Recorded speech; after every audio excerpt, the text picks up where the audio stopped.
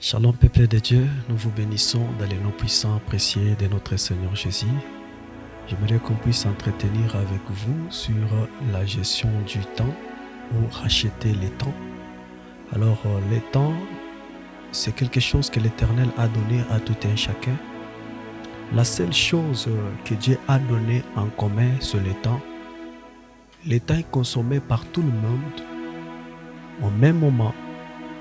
Alors personne ne peut pas dire que non, je ne vais pas obtenir quelque chose de précieux devant Dieu. Alors quand on parle du temps, c'est la seule chose qui nous a été donnée en commun, sans aucune discrimination. Le temps commence le jour de ta naissance. C'est là où l'Éternel a ouvert le compte à rebours. Le jour de ta naissance justifie l'existence sur la terre. Alors, ce temps-là, Dieu commence déjà à évoluer. Alors, on peut déjà se poser beaucoup de questions. Pourquoi nous sommes sur la terre? Nous sommes sur la terre pour accomplir une mission que l'Éternel nous a confiée. Tout un chacun ici sur la terre, peu importe sa couleur, peu importe son tribu, nous sommes pour une mission spécifique d'accomplir la mission de Dieu sur la terre.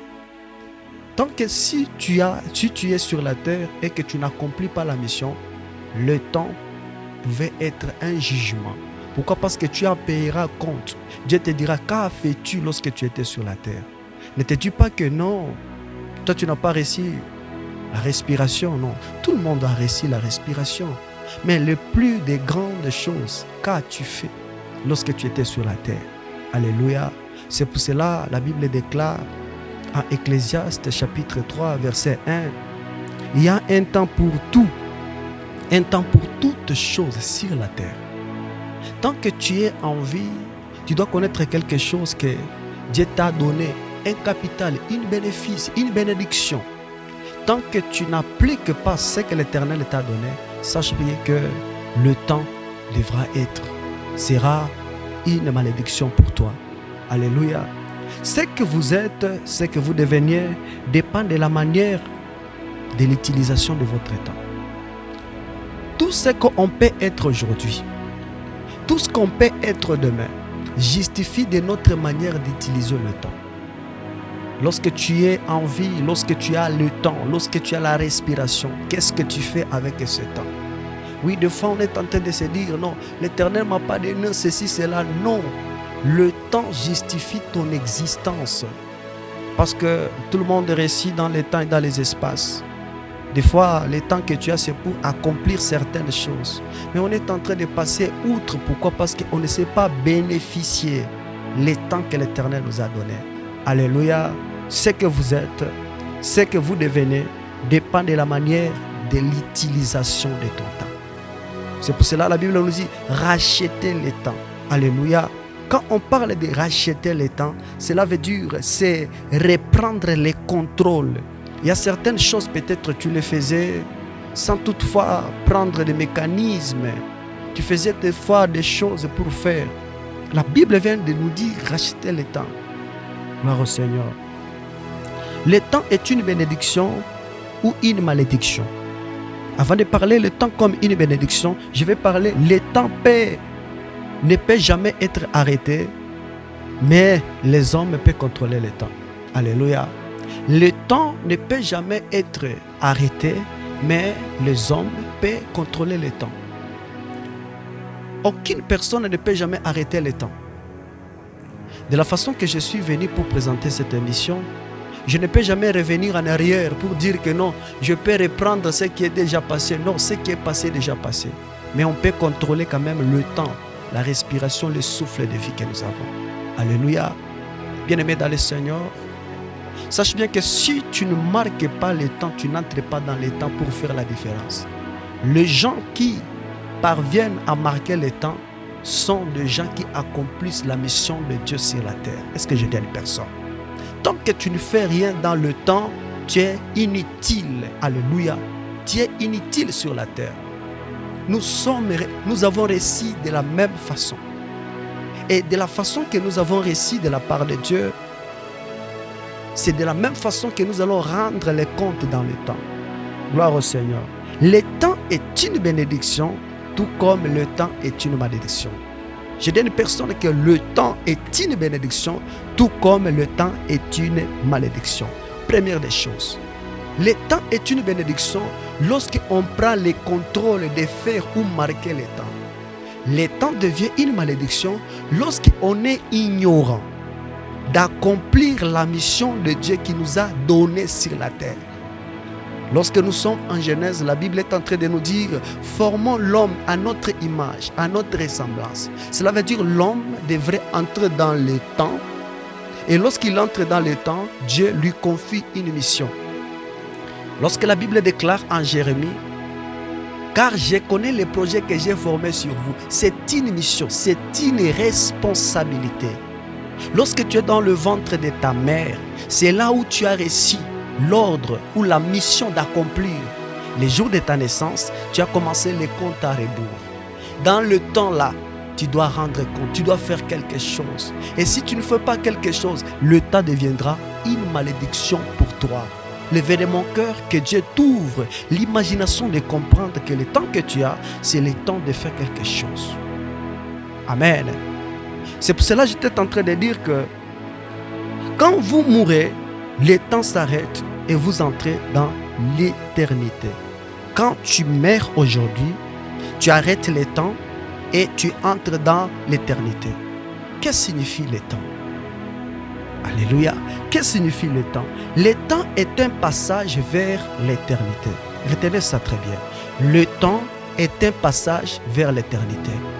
Lorsque tu étais ici sur la terre, tu as commencé les comptes à rebours. Les jours de ta mort, le temps s'arrête et tu entres dans une dimension de l'éternité. Toute fin n'est pas la fin. Même la mort d'une personne n'est pas la fin. Mais quand tu meurs, cela veut dire que tu es arrivé à la destination. Tu es arrivé à prendre encore une autre dimension de la vie. La vie de la mission sur la terre est arrêtée et là tu entres dans une autre dimension. C'est pour cela que la Bible nous dit, après la mort vient maintenant le jugement. Le jugement vient évaluer tout ce qu'on n'a pas pu faire durant notre consommation du temps. Est-ce que je dis à une personne? Tant qu'on ne sait pas gérer le temps, sache bien que tu rendras compte après la mort. C'est pour cela que la Bible nous dit, après la mort vient maintenant le jugement. Dieu commence à juger une personne, l'homme qui n'a pas pu bénéficier ou accomplir la mission lorsqu'il était sur la terre. Alléluia. Deuxième définition, le temps est la mesure avec laquelle qui détermine notre existence sur la terre pour accomplir la mission que l'homme a reçue. Le temps est une existence qui justifie l'homme sur la terre pour accomplir la mission de Dieu sur la terre. Lorsque tu existes, fais quelque chose pour accomplir le plan de Dieu. Tu dois marquer le temps. Comment marquer le temps? C'est faire l'œuvre de Dieu, accomplir la mission que Dieu t'a appelée. Alléluia. C'est pour cela la Bible nous déclare en Éphésiens chapitre 5 verset 16. La Bible dit « Rachetez le temps car les jours sont mauvais ». Ici, on s'adresse à une personne qui a perdu le contrôle. Rachetez maintenant le temps car les jours sont mauvais. Ici, on parle à une personne qui veut faire le repêchage. Mais tu ne peux pas arrêter le temps. Mais tu peux contrôler le temps. Ce qui est passé, déjà passé. Tu ne peux jamais revenir en arrière.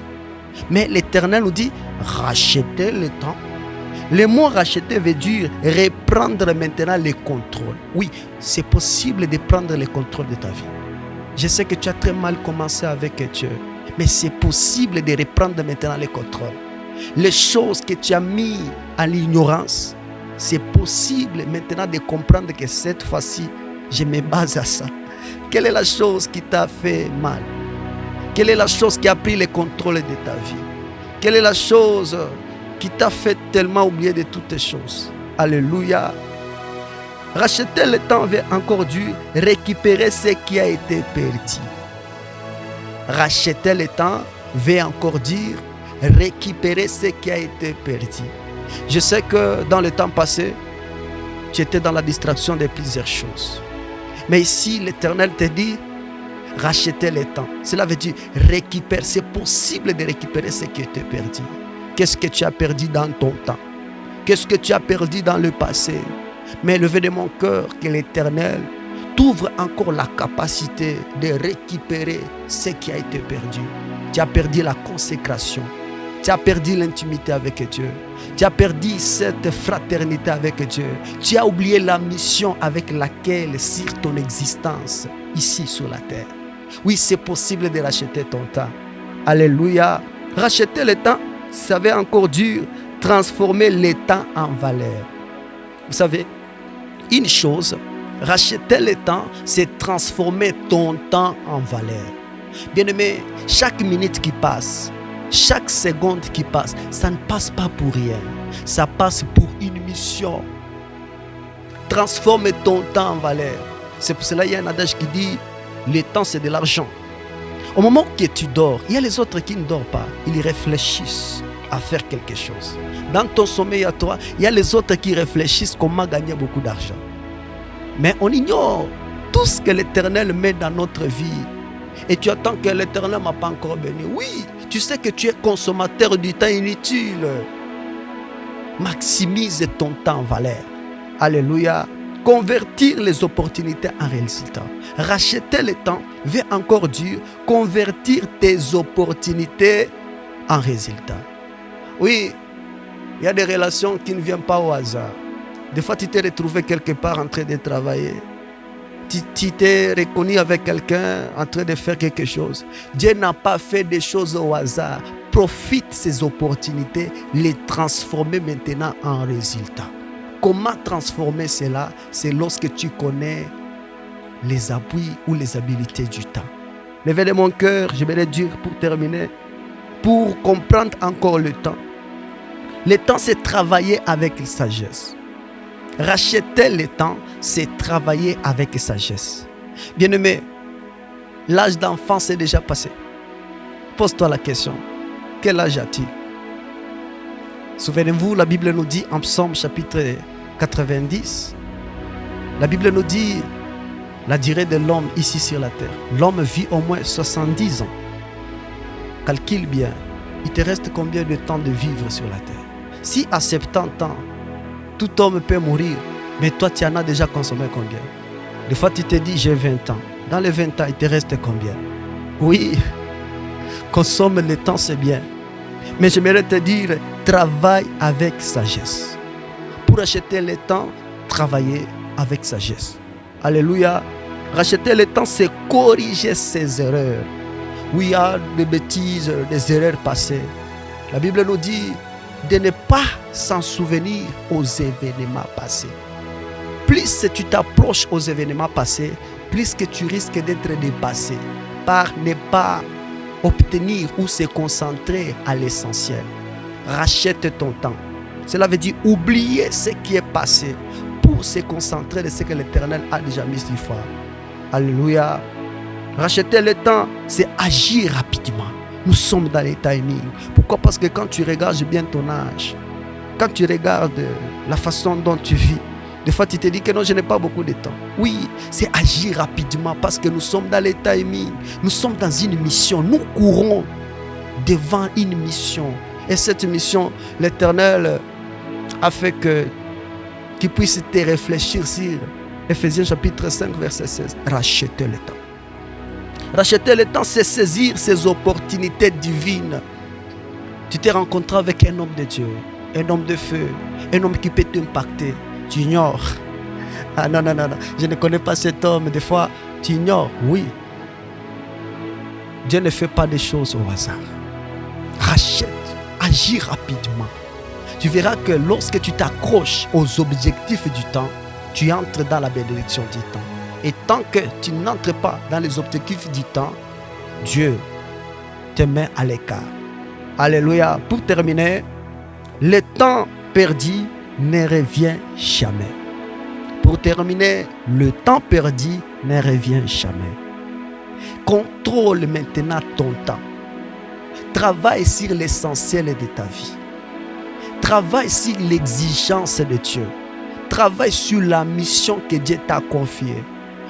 Toute personne personne sur la terre a une mission spécifique. C'est pour cela, il y a les autres, Dieu les a appelés en faisant beaucoup de choses, même dans la politique, dans n'importe quel domaine. Oui, il y a toujours une mission que l'Éternel a mis à toi. Levez de mon cœur, que Dieu t'ouvre la passion de comprendre le temps et que Dieu vous bénisse.